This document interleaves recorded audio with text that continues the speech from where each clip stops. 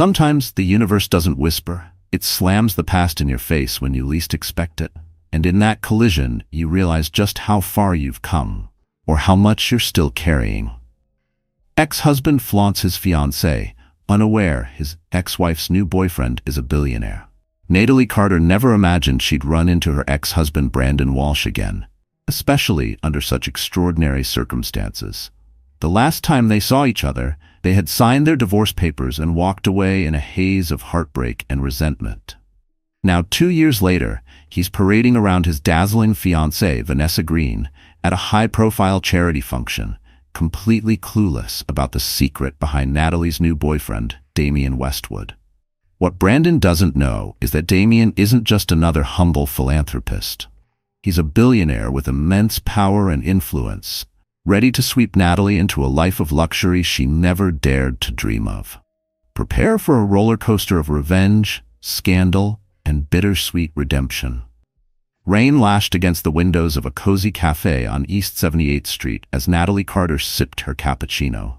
It was an unusually cold afternoon for early May in San Francisco, and the Café Clara's table was bustling with people seeking shelter from the downpour. Natalie, dressed in a simple navy blouse and faded jeans, felt an odd blend of peace and lingering unease. Just a year ago, she couldn't have pictured herself sitting here, calm and composed after the emotional storm of her divorce. Her thoughts drifted back to the day she and Brandon finalized their separation. There had been shouting, tears, and bitter accusations, anger and regret thick in the air. They'd started out as college sweethearts, so sure that love could conquer anything. But over time, Brandon's ambition twisted into cutthroat competitiveness, and Natalie's hope for a supportive partner shattered under his relentless criticism.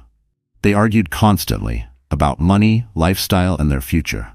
Eventually, the fractures turned into wide, unfixable cracks. A blaring horn outside snapped her back to the present. She instinctively checked her phone. Damian Westwood, the man she had been seeing for the past 2 months, had promised to meet her after his board meeting. From there, they planned to head to an art gallery opening hosted by her dear friend, Amira Lynn, an up-and-coming curator. That familiar, cautious voice inside her warned not to get too hopeful. Yet Damian had never given her any reason to doubt him. He was thoughtful, respectful, and shockingly modest for a man whose quiet generosity often left her speechless. Right then, the bell above the cafe door jingled. Natalie looked up, expecting to see Damian. Instead, her heart nearly stopped. Brandon Walsh stepped in, shaking the rain off his umbrella. He hadn't changed much. Still tall, still confident, still carrying that faint hint of arrogance in the way he scanned the room. Her stomach tightened. A familiar ache stirred inside her. She thought about ducking behind her coffee cup, but it was already too late. He had seen her. "Natalie," he said, walking toward her table with cautious curiosity. "Wow. Long time no see." Brandon wore a charcoal gray suit that probably cost as much as a month's rent in the Marina District. His hair, once boyish and messy, was now carefully styled. He looked every inch the polished corporate success he'd always wanted to become. Brandon glanced at the chair across from her. Without asking, he pulled it out and sat down, ignoring the small line of customers still waiting. Typical Brandon, he always had to be the center of attention. "Yes, it's been a while," Natalie said, trying to keep her voice steady. Despite her efforts, her hands trembled slightly. She gently set her coffee cup back on the saucer to hide it. It felt surreal to see him again in such an unexpected moment. For a brief second, she wondered what life had thrown at him lately.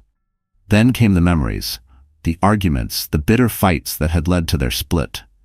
The endless accusations, who made more money, who supported who gave up more. She took a steadying breath. She wasn't about to let those memories shake her. "You look good," Brandon said, leaning back casually. "I heard you moved back into the city. How have you been?" He tried to smile, but it came off a little stiff. They weren't the same people who had once shared a life. "I'm doing fine," Natalie replied. "Just taking things one day at a time." "And you?" "Busy as ever. I just had a meeting nearby with a client," he said, tapping his fingers rhythmically on the edge of the table. Then came a pause. "Listen, I know things didn't end well." Natalie braced herself for a snide remark, a jab, something bitter.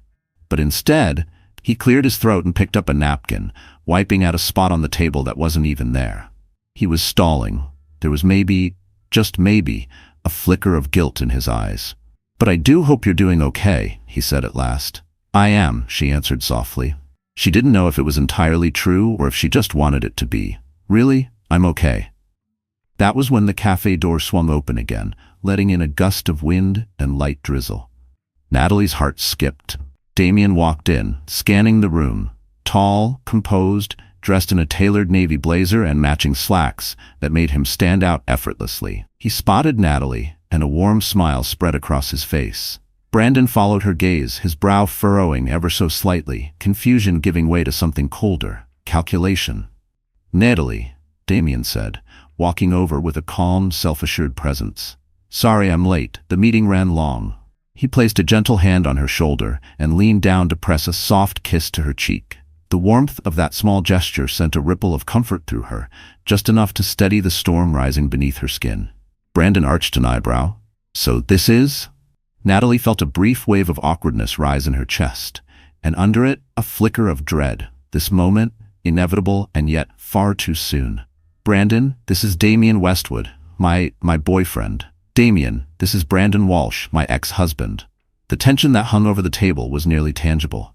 It clung to the air like static before a lightning strike. Damien, ever composed, extended his hand toward Brandon. "Nice to meet you," he said with quiet grace. Brandon took it, but with noticeable stiffness. "Likewise," he replied. He sounded polite, but his eyes betrayed something else. They flickered over Damien, sizing him up the way one might measure a rival. A flicker of something primal passed between them. Respect? Jealousy? Challenge? Natalie couldn't tell, but she felt it in her bones. "Well, I should get going," Brandon added abruptly. "I have to pick up Vanessa." Natalie felt a sudden twinge at the name. She vaguely remembered Brandon mentioning a coworker named Vanessa during the last year of their marriage, someone he had seemed to admire. Maybe a little too much. Or perhaps it had just been her insecurities. But if it had only been in her head, why did it still sting like truth left unspoken? Either way, the mention of her stirred something sharp beneath the surface. Brandon was engaged, apparently. Still, Natalie masked her emotions with a practiced expression of neutrality. She'd worn it so often in the final year of their marriage, it fit her like second skin. "Nice running into you, Natalie," Brandon said, then nodded at Damien. "And it was nice meeting you, Mr. Westwood. Maybe we'll cross paths again." Damien gave a measured smile. "Perhaps. Take care." With that, Brandon slipped out of the cafe, leaving behind the faint trail of expensive cologne and a cloud of unanswered questions. Natalie inhaled slowly, the scent triggering a memory she didn't want. Damien pulled out a chair and sat across from Natalie, placing a careful hand over hers. "You all right?" he asked softly. Natalie forced a smile, determined not to let the encounter throw her off course. "I'm okay," she murmured. "Just surprised, that's all." He gently squeezed her hand. "If he ever bothers you, or if you just need space, I'll handle it." There was no bravado in his voice, just quiet resolve. "No, it's fine," she said quickly. "I'm over him, at least I think I am." She let out a sigh, trying to ignore the way Brandon's presence still made her chest feel tight.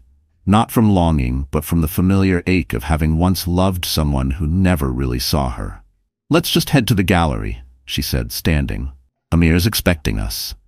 Damien nodded, rising and helping her with her coat like the gentleman he always was.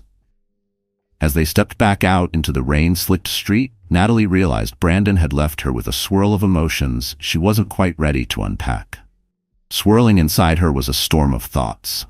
What she didn't know was that this unexpected encounter was only the beginning of a tangled web about to unfold.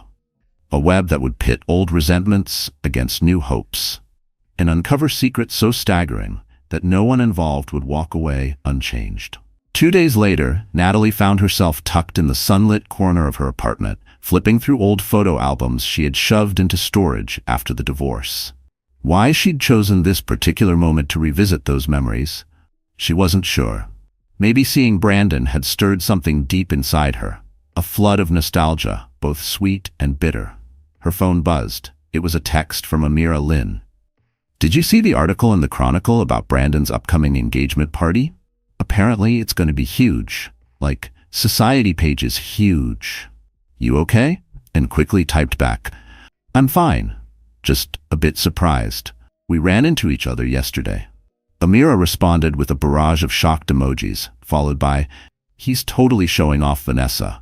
Word is she's from a big-name family. Sounds like they're throwing a ridiculously over-the-top event next month. If you need backup, you know I'm your girl. Natalie exhaled deeply. So that was it. Brandon, ever obsessed with status, was turning his new engagement into a social spectacle. She felt a flicker of something she couldn't quite name. Hurt, maybe. They had once talked about a vow renewal for their 10th anniversary. Something intimate, something real, just family and close friends. That dream had crumbled, replaced now by his new, glittering celebration with someone else. She turned another page in the album. There it was. A photo from their college years. Brandon, all messy hair and gleaming eyes, hugging her in front of their dorm building. That younger version of them looked so hopeful, so sure they had forever. How had it gone so wrong? She set the photo aside, refusing to let herself spiral. Life had changed since the divorce. She was no longer that version of herself. She had her own architecture studio now, Carter Design Studio, and had kept the Carter name, mostly because the business had been legally registered under it well before the marriage fell apart. She'd built a small but promising client list. And then there was Damien. He had entered her life like a breath of fresh air. She thought of his kind eyes and his easy, calming presence. They'd met at a charity gala that Amira had dragged her to months ago.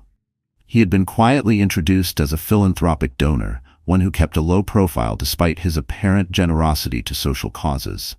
They had clicked instantly, bonding over their love for art, architecture, and travel. She'd only heard vague hints about the depth of his wealth, something about a large inheritance from his grandfather, a stake in a tech empire, but Damien rarely talked about money. Ownership in a tech conglomerate, though Damien rarely talked about his finances. When he first asked Natalie out, she had hesitated, unsure if she was ready for anything serious. But something about Damien made her feel safe. Trust came easily with him. They'd been quietly building their relationship ever since. Her phone pinged, pulling her from the fog of old memories. This time it was a message from Damien himself. Dinner tonight? Or I can swing by your studio and we grab drinks after. Natalie smiled at the screen, a soft warmth washing over her. She typed back, dinner sounds perfect. I'm heading to the studio for a few hours, but I'll be free by 6. See you then. She gently closed the photo album and slid it back into its dusty box, tucking it deep in her closet. A symbolic act, perhaps, hoping she could store away the emotional baggage with it. Brandon and Vanessa's grand engagement party would no doubt become the buzz of social circles. But Natalie had her own life now, her own story to write. Still, something gnawed at her. A strange intuition that her path with Brandon wasn't finished yet. That the ex-husband she'd tried to leave in the past might soon come charging back into her life, bringing drama in his wake. Later that evening, the delicate chime above the door of a charming French bistro rang as Damien guided Natalie inside, his hand resting lightly at the small of her back. The restaurant, Maison Lune, was one of the most sought-after spots in Pacific Heights, known for its layered soufflés and impeccable wine list. Soft jazz floated in the background, mingling with the warm glow from antique chandeliers. The maitre d' recognized Damien immediately and led them to a private corner table, away from curious glances. Natalie settled into her seat, admiring the elegant place setting, polished silverware, crisp white linens, everything arranged with care. She noticed a few diners at nearby tables casting glances toward Damien, as though they recognized him, or at least suspected he was someone notable. She was used to it by now. Anytime they went out, there was always that little ripple of speculation. Damien handled it with quiet grace, never arrogant, never overly revealing, just poised. I took the liberty of ordering a bottle of your favorite red, Damien said, his smile warm. I thought we could celebrate your big news. Natalie's lips curved with delight. Earlier that day, she had signed a major contract with a boutique hotel chain, an opportunity that could elevate Carter Design Studio to the next level. The firm had discovered her work through social media and reached out after seeing her latest portfolio. That's so thoughtful, she said. I still can't believe they picked me. Damien reached across the table and took her hand. "You deserve every success. Congratulations." There was something about the way he said it, soft, certain, like he truly believed in her more than she ever had in herself. A sommelier approached with the wine, carefully pouring them each a glass. They toasted quietly, the soft clink of crystal echoing through the intimate space. Outside, rain streaked softly down the windows, blurring the city lights and cocooning them in their own quiet world. Natalie took a sip, the velvety red wine warming her throat. The conversation flowed naturally as they caught up on each other's day. Damien mentioned an upcoming trip to London for a philanthropic conference, though, true to form, he avoided sharing too many details about his financial affairs. She wondered, not for the first time, what he held back. Not out of secrecy, but perhaps out of habit or protection. There were walls around him, elegant but firm. Natalie, on the other hand, lit up as she spoke about her new design concepts for the boutique hotel. Her mind had been racing with ideas since the contract was signed. She described sketches and mood boards with a kind of energy she hadn't felt in years. And he listened, not just politely, but with real interest. Halfway through the meal, her plate filled with a rich coq au vin, his with a perfectly seared salmon, Damien set down his fork and cleared his throat. "I've been thinking," he began, glancing at his plate as if gathering the right words, "about introducing you to some people in my circle, friends, business associates. I want them to know about the incredible woman I'm with." There was a flicker of vulnerability in his voice that she rarely saw, like this mattered more than he let on. Natalie paused, fork halfway to her mouth. "You do?" she asked, her heart skipping a beat. It wasn't just the invitation, it was the meaning beneath it. The line between his world and hers was about to blur. They had been dating for a couple of months, and things had been growing stronger. Still, meeting people from his inner circle felt like a big step, especially when those circles likely included powerful executives, dignitaries, and influencers. Would they look at her as an outsider? Would she look at herself that way too? Damien nodded, placing his napkin gently on the table. "I don't want to pressure you, but there's a fundraiser next week. I'd like you to come, be by my side if that's okay." He held her gaze with quiet intensity, as though silently reassuring her she belonged. A swirl of emotions tugged at her, excitement, curiosity, and a flicker of nerves. "Of course," she replied softly, "I'd be honored." Damien's face lit up with warmth. He reached across the table again, gently rubbing his thumb over her knuckles. "Thank you. I'm really happy to have you in my life, Natalie." She smiled, but part of her heart ached in the best way, like it was healing faster than she could process. They lingered over dessert, an exquisite flourless chocolate torte, talking about lighter things, favorite books, childhood memories, travel dreams. Natalie found herself floating in a quiet sense of contentment, warmed by the possibility of a new chapter ahead. For the first time, the future didn't feel like something she had to brace for. It felt like something she could reach for. Brandon's name hovered unspoken between them, but she didn't feel the need to bring him up. Tonight belonged to Damien, to peace, to hope. By the time they finished, the bistro had begun to close. "I'll drive you home," Damien said, guiding her to a sleek black sedan waiting at the curb. She remembered the first time he'd shown up with a private driver. She had insisted on taking a cab, because the idea of arriving in a chauffeured car felt too indulgent. But over time, she'd become more comfortable with the life Damien lived, even if she still preferred to pay her own way whenever she could. She'd grown more at ease with Damien's world, though she still insisted on paying her own way whenever she could. Inside the car, Damien's arm draped around her shoulders as she leaned into him. Relaxed. She closed her eyes, letting the soft glow of the city lights flicker across the windows as they wove through the streets of San Francisco. The hum of the engine lulled her into a quiet, peaceful reverie. In that moment, she allowed herself to believe that maybe, just maybe, her life was finally moving forward, free from the heartbreak that had once consumed her. The next morning, sunlight streamed through the tall windows of Natalie's architecture studio. She sat at her drafting table, carefully finalizing the sketches for the boutique hotel project. Pencil strokes curved into elegant lines, forming arches and forms that reflected her vision of a modern yet inviting interior. The sharp ring of her desk phone jolted her from her creative flow. "Natalie Carter, Carter Design Studio," she answered, tucking her pencil behind her ear. "Natalie, it's me," came Amira's animated voice. "You're not going to believe this." Natalie sat up straighter. "What?" "I just heard from a colleague at the Chronicle that Brandon and Vanessa are hosting their engagement soiree at the Four Seasons next week. And guess what? They're apparently inviting everyone from your old circle, friends, acquaintances, even a few of your past clients." Natalie's stomach turned. "Why would they invite me, though?" she asked. "Yeah, that's the weird part," Amira replied.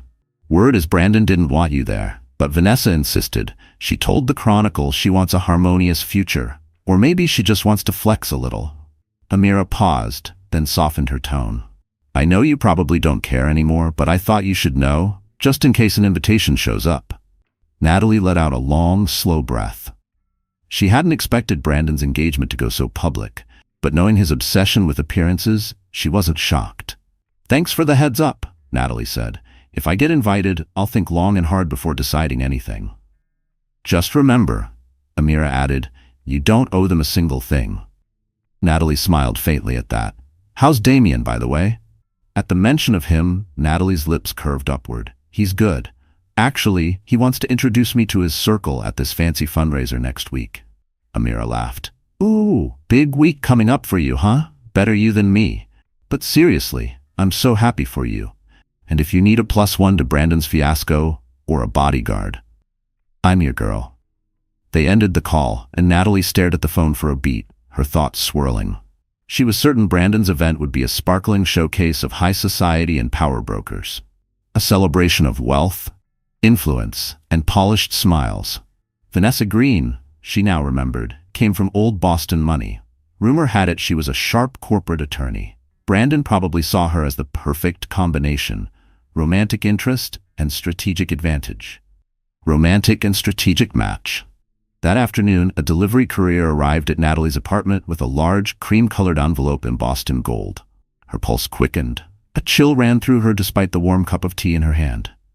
Something about the weight of the envelope felt ominous. The return address read, "Mr. Brandon Walsh and Miss Vanessa Green." She sighed.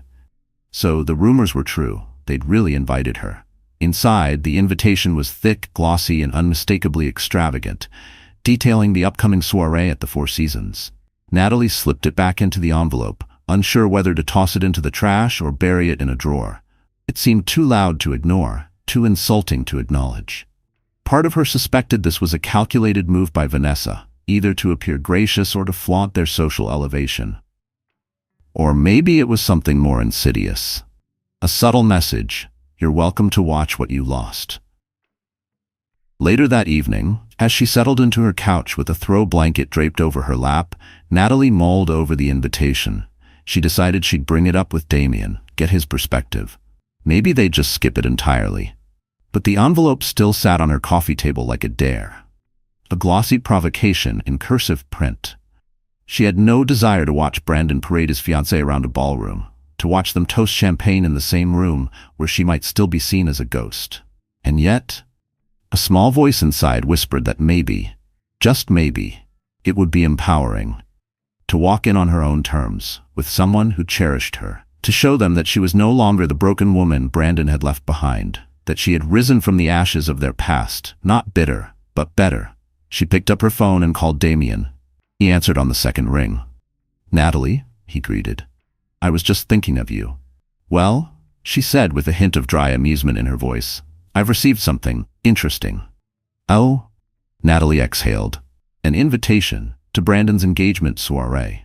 Damien paused on the other end. "How are you feeling about that?" She curled into the corner of the couch, hugging the pillow tighter. "I'm conflicted. Part of me wants nothing to do with it, but another part of me? I don't know. Maybe I want closure. Maybe I just want to prove to myself that I'm okay." Her voice wavered slightly, caught between old wounds and new strength. She hesitated. "Also, it wasn't Brandon who sent it. Vanessa specifically invited me. It almost feels like a trap, but maybe I'm reading too much into it.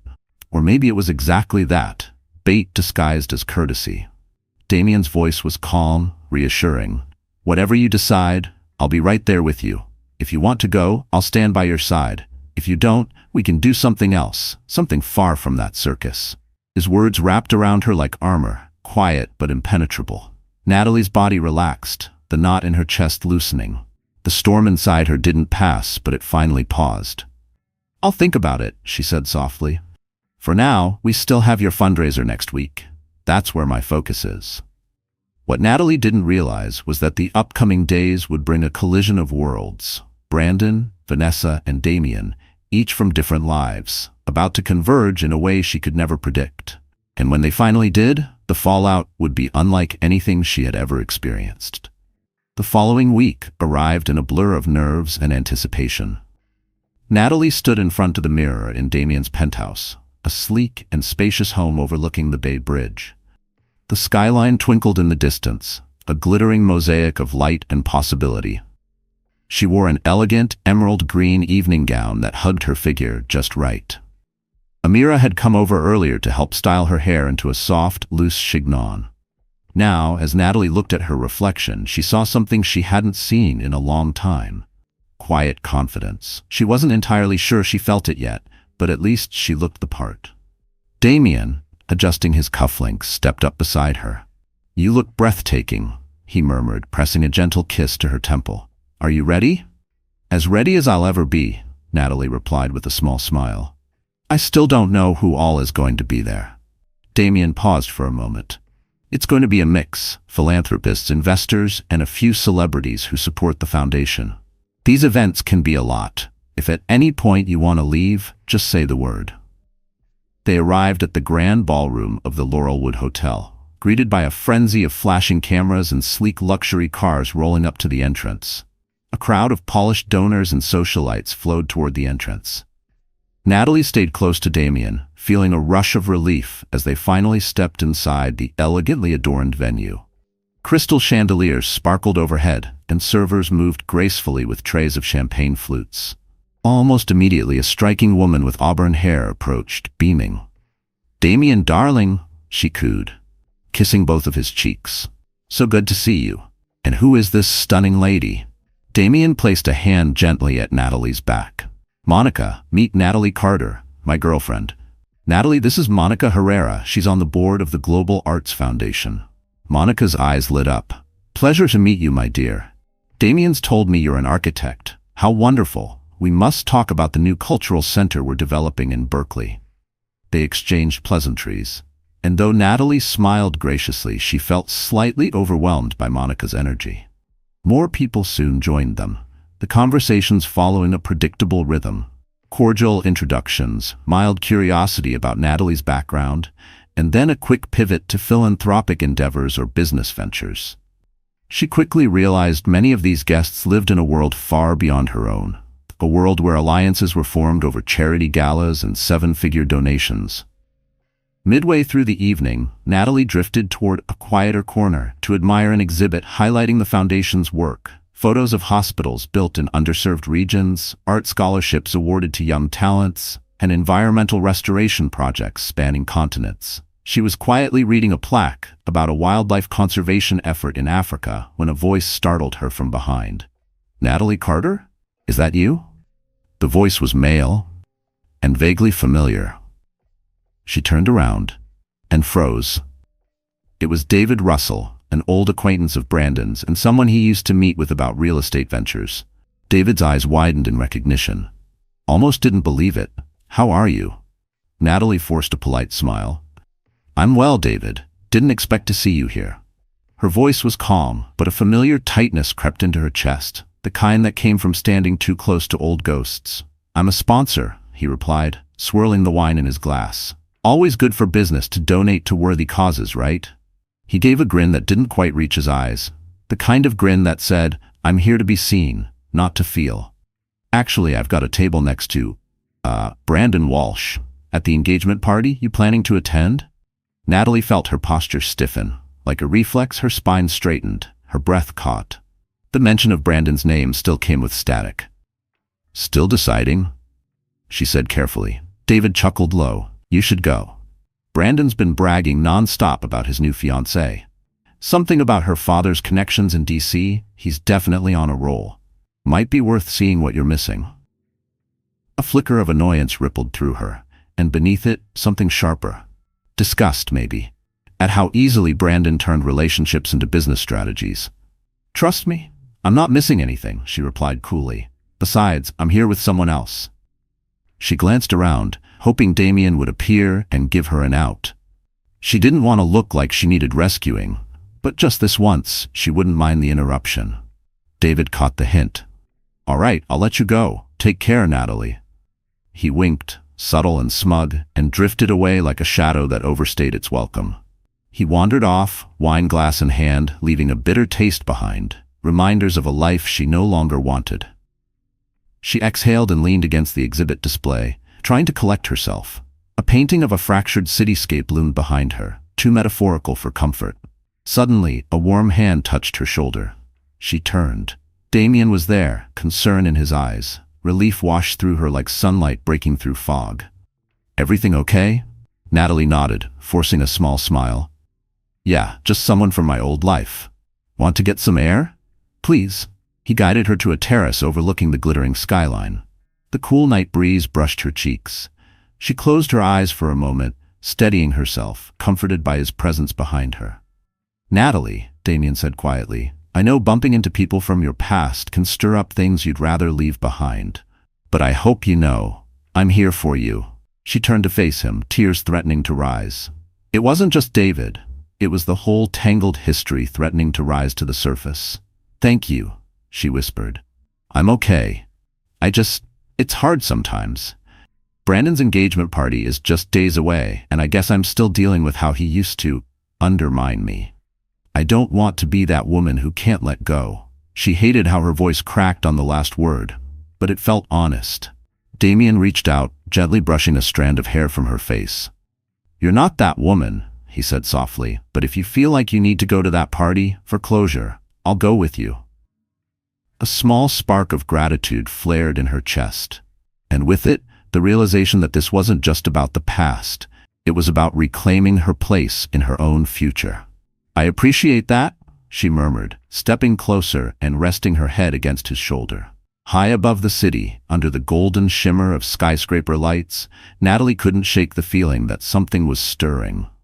That Brandon's grand event wouldn't just be an engagement celebration.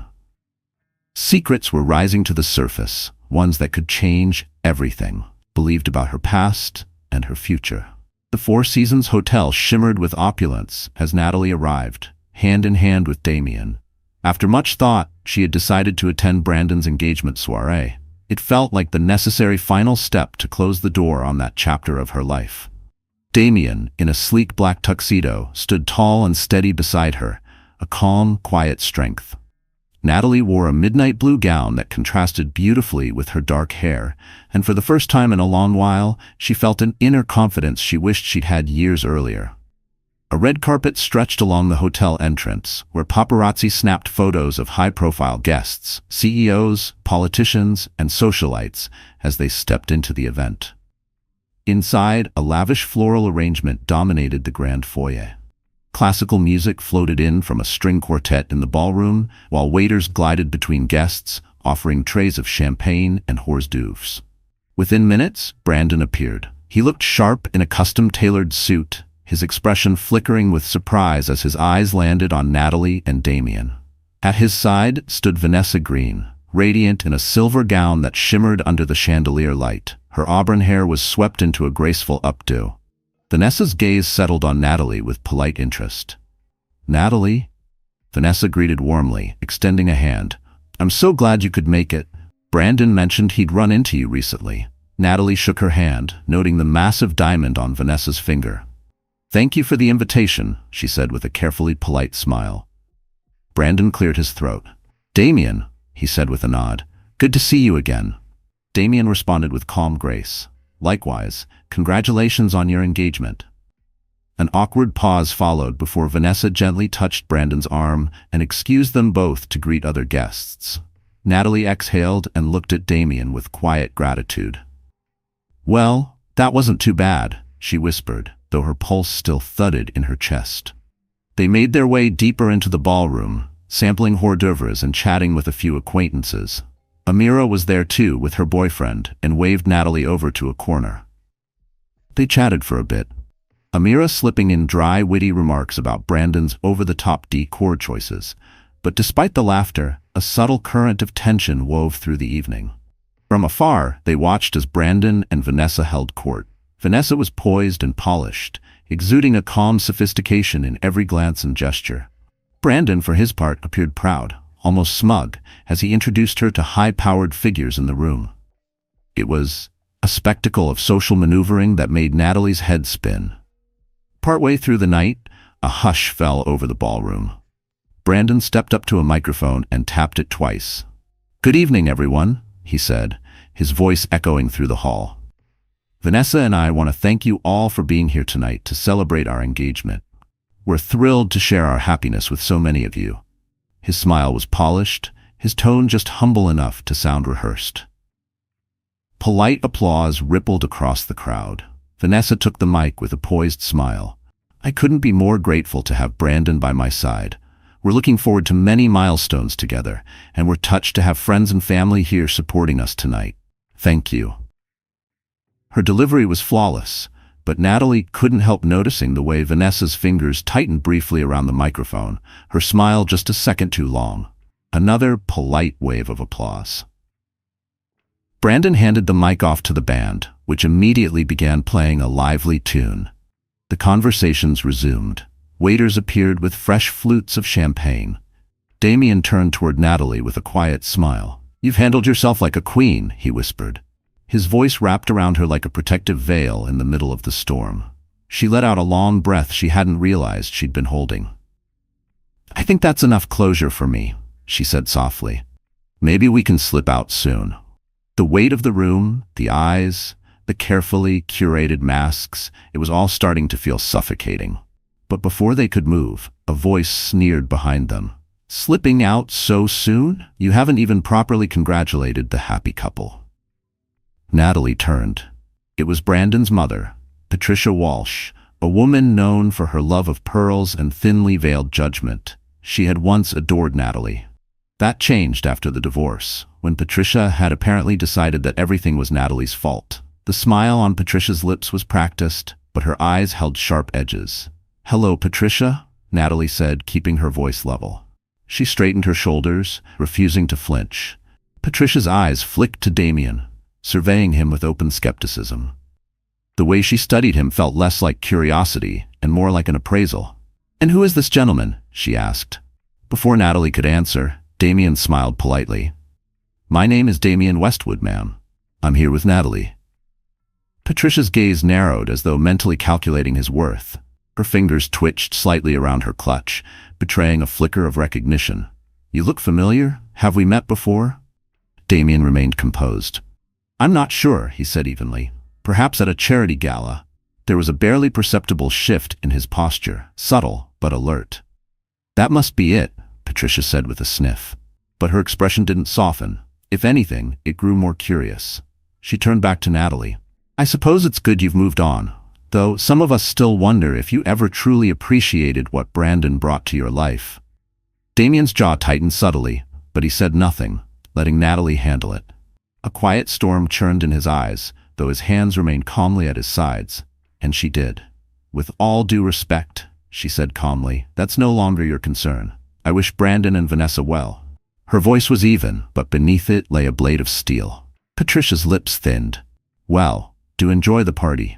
She pivoted and walked away, trailing tension like expensive perfume. And for a moment, Natalie could almost hear the echo of the woman she used to be, desperate for Patricia's approval. That woman was gone. Damien placed a gentle hand on Natalie's back. "You all right?" "I'm fine," she said quietly. "Let's get some air." They strolled out to a small terrace overlooking the glittering city below. The lights, music, and soft hum of conversation from inside faded into the background. Natalie finally exhaled, releasing a breath that had felt stuck in her chest all night. The tension between her shoulder blades loosened until the next storm found her. "That woman always made me feel inadequate," she murmured. The admission sat heavy on her tongue, a truth she hadn't voiced aloud in years. Damien rubbed her shoulder gently. "You're far from inadequate. I'm proud of you. for standing your ground." His words were simple, but the sincerity in them made her throat tighten. A gust of wind tousled her hair. Natalie turned toward him, about to thank him again, when a swirl of voices and rising chatter from inside the ballroom caught their attention. They exchanged a glance and quickly stepped back in. The shift in energy was immediate. Something had shifted, cracked open. At the front of the room, Brandon stood once more at the microphone, Vanessa beside him. But this time, neither of them looked celebratory. They looked flustered. Their practiced poise had fractured under pressure, and the room sensed it. "Please, everyone, remain calm," Brandon's voice echoed through the speakers, tight and controlled. The room buzzed with confusion. Guests shifted uncomfortably. The hum of unease grew louder with every second. Natalie spotted a large security guard making his way through the crowd, heading straight toward them. Her pulse spiked, a reflexive dread curling in her stomach like smoke. A sudden knot twisted in her stomach. "Excuse me, Mr. Westwood," the guard said, his eyes darting between Damien and Brandon at the mic. "Could you come with me, please?" Natalie's heart sank. She gripped Damien's arm. "What's going on?" The guard looked uneasy. "We received a tip that someone might be here under false pretenses." He didn't sound convinced, but protocol had overridden courtesy. A hush fell over the room. Heads turned. Murmurs spread like wildfire. Phones were already raised, some filming, others texting. A scandal was blooming in real time. Brandon took the mic again. "Damien Westwood, we need to verify your credentials. We can't allow anyone to crash this event." His voice was calm, but his eyes flickered with something darker. Satisfaction? Or self-preservation? Natalie's mouth dropped open in disbelief. She stared at Brandon, her eyes flashing. "You invited us," she hissed under her breath. But the damage was already done. The insinuation hung in the air like a stain. Vanessa stepped forward to the microphone, clearly unnerved. "Brandon, we don't need to make this a scene," she said carefully, her voice low. But the strain in her tone betrayed her embarrassment and her fear of losing control. Damien raised his hands in a calm gesture. "It's all right," he said evenly, addressing the guard. "I'm happy to clarify who I am." He turned to the room, scanning the sea of curious faces. Some stared with suspicion, others with thinly veiled amusement. Few dared to blink. "But I would like to know who's behind this so-called tip." People whispered. The air crackled with speculation. Natalie looked sharply at Brandon, suspicion rising. Had he orchestrated this? Brandon looked confused, unsure. But nearby, Patricia stood with a look of smug satisfaction on her face. Her expression said what her sons didn't. "This is the punishment for stepping outside your station." Then, from the far corner of the ballroom, a voice cut through the tension. "I placed the call." All heads turned. A well-dressed older man stepped forward, someone Natalie instantly recognized as Gerald Preston, Vanessa's father. He stepped into the center of the room, leveling Damien with a cold, assessing stare. The silence deepened, heavy with the scent of power being wielded like a blade. "I've heard rumors about you, Mr. Westwood," he said, voice clipped and firm. "Rumors that you claim to be wealthy and philanthropic, but no one seems able to verify the source of your fortune." He looked around the room. "We can't allow just anyone into these circles." And just like that, the invitation became an interrogation. Natalie felt outrage boil in her veins.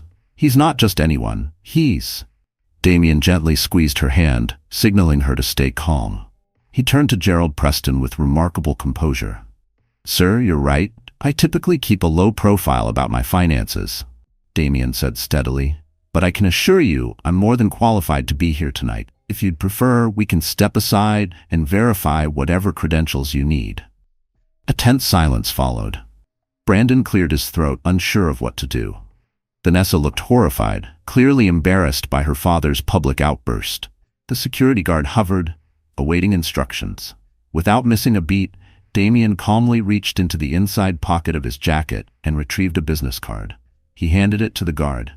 "If you call this number," he said coolly, "my office will confirm my identity. I'm a principal investor in ArcLight Tech, among other ventures." A ripple of surprise swept through the room. ArcLight Tech was a massive name in the technology industry. The recognition spread quickly. Gerald's face lost a shade of color as he snatched the card from the guard and read it. Brandon's expression flickered, caught somewhere between confusion and envy. Vanessa's father exhaled sharply, clearly realizing he'd made a major mistake by publicly questioning Damien. The guard spoke quietly into his earpiece. A moment later, he nodded. "It's confirmed, sir. My apologies, Mr. Westwood." He stepped back, leaving Damien free to stand unhindered. An uncomfortable silence settled over the ballroom. Damien turned to Brandon and Vanessa, his voice even but firm. "Congratulations again on your engagement," he said, "but I think we'll be leaving now." With that, he took Natalie's arm and led her toward the exit. Amira trailed behind them, muttering under her breath about the absurdity of the scene they'd just endured. Outside, in the hotel lobby, Natalie's emotions spilled over. "I can't believe they tried to throw you out like you were some kind of fraud," she said, blinking back tears of fury. Damien's expression softened. "I've dealt with worse. Let's just go home." As they stepped into the night, one truth burned bright in Natalie's mind. Brandon and Vanessa hadn't just tried to humiliate her. They had tried to publicly discredit Damien. The gloves were off now, and the next encounter wouldn't just be awkward. It would be explosive. The morning after the disastrous engagement soiree, social media exploded with speculation. Word had spread like wildfire about the confrontation at the Four Seasons. Society blogs and gossip tabloids ran with headlines like, "Billionaire called out at elite party, identity challenged in public showdown." "Investor mistaken for party crasher, fiancé's father sparks showdown at lavish engagement." That was just one of the many headlines circulating as Natalie woke to a flood of texts from Amira, gleefully detailing the online aftermath of the night's fiasco. Screenshots, video clips, social media threads with hashtags like Partygate and Westwood Mystery. The internet was feasting. Even Brandon had called her late in the night, leaving a voicemail, one she had no intention of returning. Still, curiosity got the better of her. She tapped play. "Natalie, hey, I'm sorry about what happened tonight.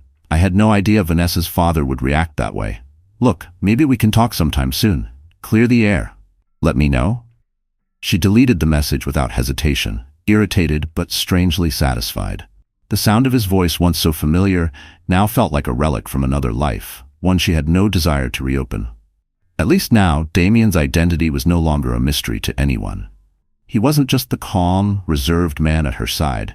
He was now undeniably seen as a powerful figure with presence in elite circles. And he had handled the chaos with the same quiet strength he always carried. Not once had he flinched. Not once had he lashed out. That restraint, that grace under fire, spoke volumes more than any headline ever could. That morning, he invited Natalie to his penthouse for breakfast.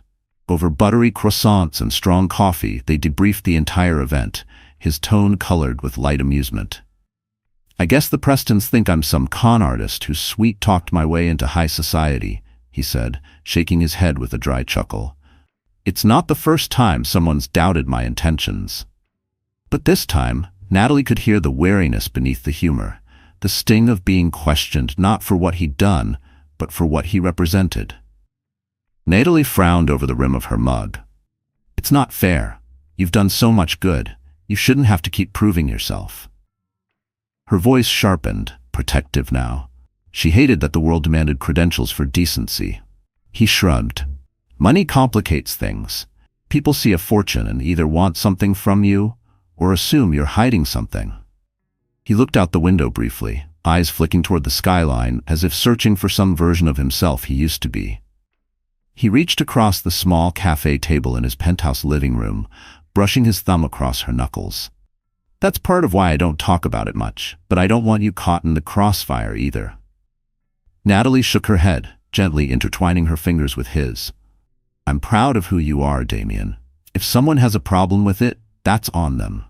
Her words came out firm, unwavering, because she meant everyone. A flicker of softness lit his expression, and he leaned in to press a gentle kiss to her forehead. It lingered longer than usual, as if trying to say the things words didn't yet dare to. Just then, his phone buzzed on the table. He checked the screen, brows furrowing. "Everything okay?" Natalie asked. Her stomach dipped slightly, already sensing a shift. He sighed. "Something urgent with one of my companies. There's an acquisition deal hitting a snag. I might need to fly to San Francisco tomorrow." Natalie set down her coffee, concern creeping into her voice. "For how long?" A couple of days, maybe a week, I'm not sure yet. Still, Damien exhaled, rubbing the back of his neck. I'm sorry about the timing. I hate leaving, especially after everything that just happened. Natalie offered a soft, reassuring smile. Don't worry. Go handle your business. I'll be fine. They spent the rest of the day together, strolling through the park and browsing a local art exhibit, deliberately choosing to tune out the media frenzy swirling around them. Natalie felt a deepening sense of calm in Damien's presence, as if together they could weather anything. Yet underneath her outward serenity, a lingering suspicion simmered. Brandon had never liked being overshadowed. He thrived on control and despised being made to look weak or inferior. Now that Damien's identity and his wealth were public knowledge, Natalie suspected Brandon would see it as a threat. And when Brandon felt threatened, trouble tended to follow. Her intuition proved accurate. Late that afternoon, just as she was about to return to her apartment, her phone buzzed. An unknown number flashed on the screen. She hesitated, then answered. Natalie, it's Vanessa. The voice trembled, composed but barely. Can we meet? I need to talk to you about Brandon. Natalie's pulse quickened. Vanessa? Why would she call? Part of her braced for some kind of ambush or confrontation, maybe even an accusation that she'd upstaged the engagement soiree. But the shakiness in Vanessa's voice wasn't aggressive, it was fragile. Curiosity got the better of her. They agreed to meet at a quiet tea shop the next day. When the call ended, Natalie sat frozen for a moment, her stomach twisting. Vanessa hadn't sounded smug or performative. She'd sounded almost desperate. Maybe the picture-perfect facade of Brandon and Vanessa's engagement was already beginning to crack. And if so, what secrets might come spilling out? The next day, gray skies hung low as Natalie stepped into Marlowe's tea house in Midtown, a cozy spot known for its loose-leaf blends and calming ambiance.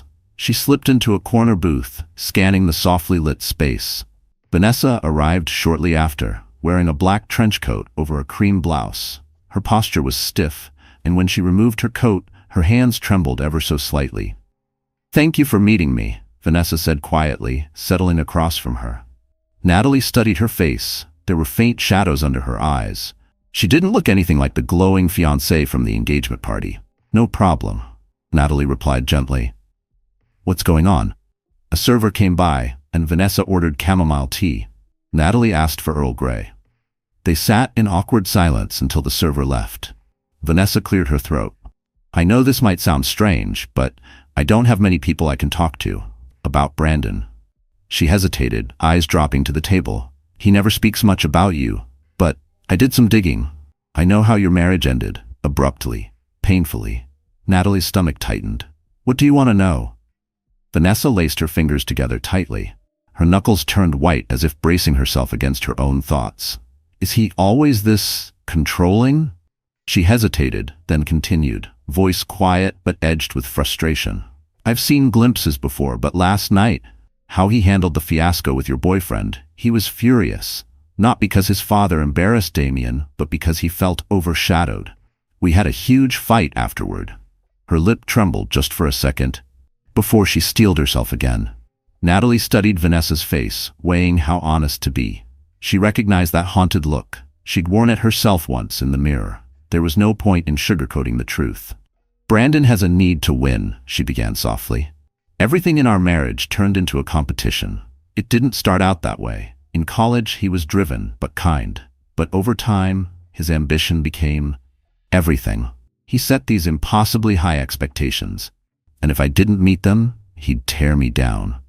Her voice tightened, not with anger, but with the memory of being slowly eroded. She paused. He never saw me as his equal. It was always about him. Vanessa's eyes shimmered with unshed tears. She blinked fast, like she refused to let them fall. Not here, not yet. I'm starting to see that too. After last night, he stormed around the penthouse, shouting about how he'd be damned if he let some nobody show him up.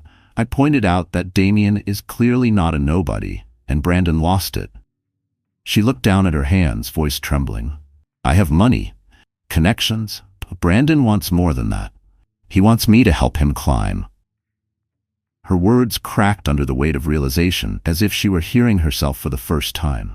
Natalie felt a pang of empathy, despite all the pain Brandon had once caused her. She remembered how charismatic he could be, how persuasive, how easy it was to get caught up in his oversized dreams. He made you feel like you were building something big together, until you realized the foundation was made of you. So why reach out to me? Natalie asked gently. Vanessa hesitated, then glanced around the tea shop, her eyes darting as though checking for eavesdroppers. Even here, in a quiet booth surrounded by warm lighting and clinking cups, she looked hunted.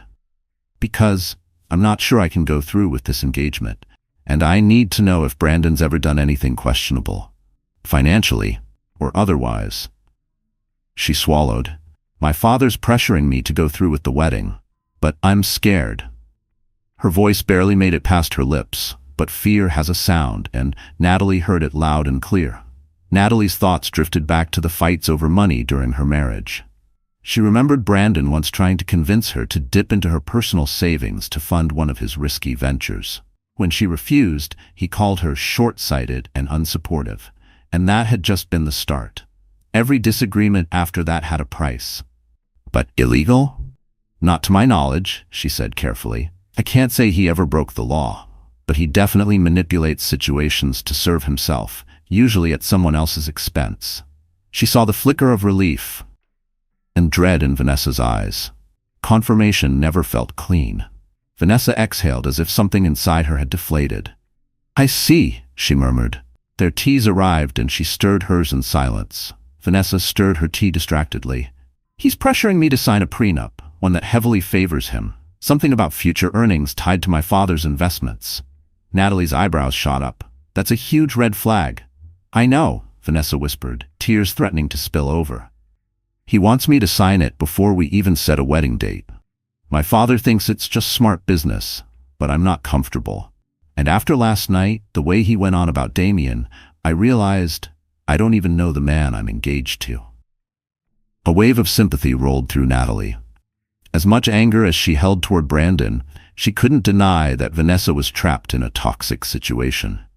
You have every right to be cautious, Natalie said gently. Listen, if you ever need someone to talk to or a place to clear your head, you can reach out to me. I'm not your enemy. Brandon is my past. Vanessa bowed her head. Thank you, I appreciate that. They sipped their tea in thoughtful silence. After a few moments, Vanessa spoke again. I'm going to talk to him. I'm planning to confront Brandon about postponing the wedding, at least until I feel more secure about everything. I just don't know how he'll take it. Natalie's mind flashed to memories of Brandon's volatility, how quickly his charm could turn to rage when he felt challenged. Whatever you decide, be safe, she said firmly. Brandon can be vindictive, especially if he feels cornered. Keep your support system close. Vanessa nodded, blinking back tears. I will. And Natalie, about what happened at the engagement party. I'm sorry for how my father treated Damien. He assumes everyone's out to exploit us, but he was wrong. He was way out of line. Natalie gave a small, kind smile. Apology accepted. They stepped outside the tea shop, clouds heavy above them. As Vanessa walked off, her shoulders hunched against the wind, Natalie stood still, watching her disappear down the street. Her heart was a tangle of emotions, pity for Vanessa, disgust for Brandon, and a flicker of relief. She had escaped that world. But something in her gut said this conversation wasn't the end of it. It was the beginning of something dangerous.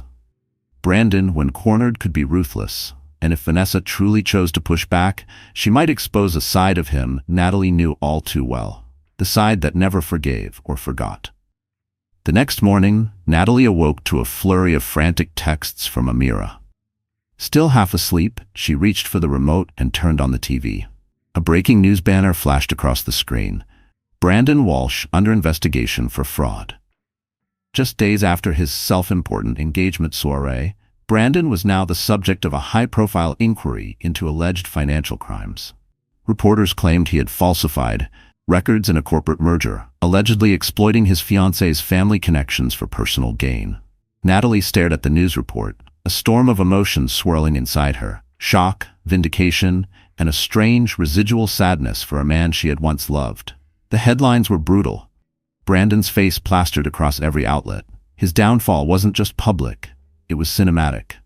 Her phone rang again. It was Amira, breathless with updates. It's everywhere, she said.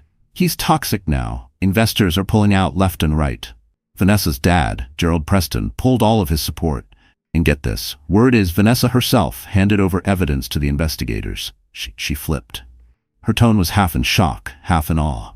As Natalie tried to process it all, another call buzzed in, an unknown number. She answered, already bracing. Her pulse spiked. A familiar dread crept in like cold air under a door. "Natalie?" came the unmistakable voice of Brandon, raw, shaky, desperate. "I'm out of options. They froze my accounts. Vanessa's gone. You have to help me." His voice cracked halfway through, and for a brief moment he didn't sound like the man who once stood so confidently on pedestals. He sounded like someone watching his kingdom burn. His words tumbled out like a landslide, panic laced with disbelief.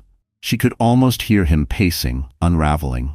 The sound of papers rustling, footsteps, a hollow echo in the background, chaos unfolding in real time. "Brandon," she said carefully, "I'm not your wife anymore, and your problems aren't mine. If you forged documents, misled investors, that's on you." He let out a jagged, bitter laugh. "Everyone thinks they know better. All these high society people, they only care about winning. I played by their rules, and now I'm the villain. Even you're abandoning me." There it was again, that voice of entitlement, cloaked in victimhood. His tone turned sharp, accusatory. "You think Damien and his billions will always be there to clean up your messes?" The venom in his words startled her, not because it hurt, but because it no longer had power. Natalie stiffened, but kept her voice steady. "My life is no longer entangled with yours, Brandon. Don't ever call me again." Her hand trembled slightly as she hung up, but not from fear. From release. The line went dead. Natalie sat there, shaken, yet oddly free. It was the silence afterward that struck her most, not empty, but peaceful. In that moment she realized something. Brandon's collapse wasn't her responsibility. His downfall brought her the one thing she hadn't even realized she was waiting for. Closure. He was no longer a ghost from her past, just a cautionary tale, an example of unchecked ambition. And she was done carrying the weight of his failures. 2 days later, Damien returned from his business trip in San Francisco. As the elevator doors opened into the penthouse and she saw him step inside, relief rushed through Natalie like a tidal wave. Her handbag slipped from her hand as she crossed the room and threw her arms around him. He held her close, gently stroking her hair. "I missed you," he murmured. She led him to the sofa, still holding his hand. "Damien," she began softly, "while you were away, Brandon's entire world collapsed." She explained everything. "He's under investigation. Vanessa called off the engagement, and he's been calling me, begging me for help." Damien's brow furrowed with concern. "He called you directly?" She nodded. "He wants money for a better lawyer. I said no. It felt cruel, but I can't let him drag me back into his chaos." Damien exhaled, relief clear in his expression. "I'm proud of you for setting boundaries." He reached for her hand. "If you ever feel threatened, I'll do whatever it takes to protect you." They spent the next few hours catching up, talking through the whirlwind of legal drama and relentless media coverage. Even the tabloids had taken an interest, drawing contrast between Damien's quiet influence and Brandon's public unraveling. Natalie hated the gossip, but Damien reassured her that rumors would pass. They always do. That evening, they attended a charity art auction supporting local artists. As they entered the sleek modern gallery, cameras flashed. Photographers snapped shots of Damien, now fully recognized as one of the city's most generous philanthropists. Natalie tensed momentarily under the attention, but Damien leaned in with a smile. "Relax. We're here for a good cause." Encouraged by his warmth, she moved through the gallery, admiring various pieces until she stopped in front of one, a bold, vibrant painting full of life and color. Damien noticed. He quietly outbid every other attendee and later gifted Natalie the piece with a subtle, satisfied grin. Afterward, they hosted a small gathering at Damien's penthouse, celebrating both Natalie's new design contract with the boutique hotel chain and the striking new addition to her portfolio. Amira arrived early, throwing her arms around Natalie and launching into the latest updates on Brandon's downfall, from canceled contracts to furious investors backing out. And while a small part of Natalie still felt a sting of pity, another part knew without a doubt that she had made the right decision in walking away from him. Later that night, after the guests had left, Natalie and Damien sat quietly in the softly lit living room. City lights shimmered through the floor-to-ceiling windows, casting reflections on the newly mounted painting across the room. With a glass of wine in hand, Natalie stared out at the skyline, feeling a calm she hadn't known in years. Gone were the days of doubting her worth, of shrinking under Brandon's backhanded compliments and relentless criticism. She turned to Damien, who was watching her with that familiar, quiet tenderness. "I never thought I'd end up here," she said softly, voice catching in her throat. "A year ago I was still picking up the pieces from the divorce. Now, everything feels possible." Damien reached for her hand and pressed a gentle kiss to her knuckles. "You deserve a partner who sees your brilliance," he said, "not someone who tears you down just to feel bigger." A small, wry smile tugged at his lips. "As for everything else, my money, my connections, I want you to know something." He met her gaze, steady and sincere. "I admire your independence. I'm here to support you, but you've already proven you can stand on your own." His words filled her with a warmth that melted away every last piece of doubt. Together, they stepped up to the wide window. The city stretched endlessly before them, an intricate tapestry of light, motion, and life. Night had fallen over New York, but inside the penthouse, a different kind of peace had settled, a stillness that felt earned, not gifted. Natalie leaned her head on Damien's shoulder, reflecting on the woman she used to be, the woman who had once been diminished by Brandon's expectations, made to feel like she wasn't enough. She remembered the way silence had once meant fear, the way not now had once meant not you. But that woman was gone. In her place stood someone reborn.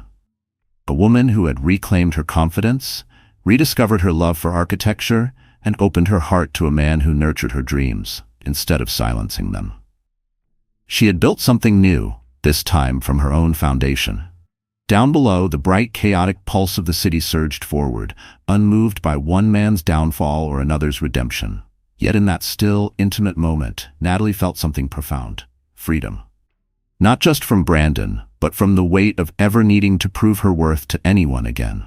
She was no longer haunted by the past. She stood at the edge of something new, something beautiful. Hand in hand, with a man whose quiet strength and boundless devotion she cherished more than anything else. There was no need for grand declarations. His presence said it all. Thank you for walking with us through Natalie's journey, one of heartbreak, betrayal, resilience, and, ultimately, quiet triumph. She didn't just survive a painful chapter. She rose from it. She faced down the shadows of her past, let go of the need for validation, and chose herself, piece by piece, truth by truth. Her strength wasn't loud, it wasn't vengeful, it was steady, intentional, free. She rebuilt her life not with noise but with clarity, not with revenge but with peace. And maybe that's the deepest message of all. Dear friend, life, as the Stoics remind us, won't always go the way we hope. People will disappoint us, plans will fall apart, but we are never powerless. Every day we're given a choice to let the pain define us or to use it as fuel for something better. Natalie's story is not just about love lost. It's about the love she found within herself. It's about choosing to rise, not because the world made it easy, but because she refused to stay broken. We don't get to choose what storms come, but we do get to choose who we are after they pass. So let today be the day you stop chasing approval and start honoring your own strength. If this story moved something in you, if you saw even a piece of your own journey reflected in Natalie's, we'd be honored if you tap like, share this with someone who needs it, and subscribe for more stories that go beyond the surface, stories that remind us we're not alone. Thank you for being here. You matter more than you know.